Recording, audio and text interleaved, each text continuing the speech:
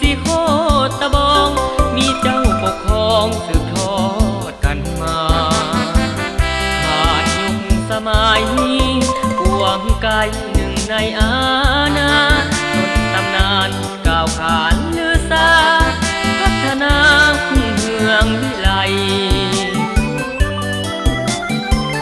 ผู้ทรงองค์อาจประวัติศาสตร์จะลึกถึงคุณพร้อมกันสร้างก่อกองบุญ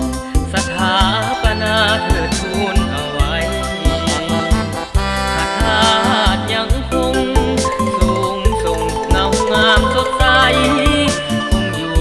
พูดเหล่ายาวไกลเป็นขวัญใจของตนสามเมืองอนุสรณ์จิตรกรสร้างต่อเอาไว้ฝังในดวงใจรวมชนคนลาวสืบเนื่องจนถึงวันนี้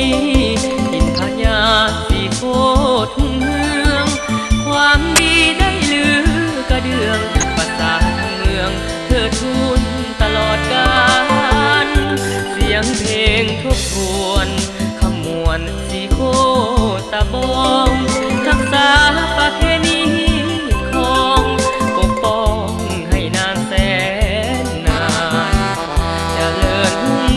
เรืองนามเมืองสถานบูชาคงอยู่ผู้พัฒนาการถึงเส้นลูกหลานของคน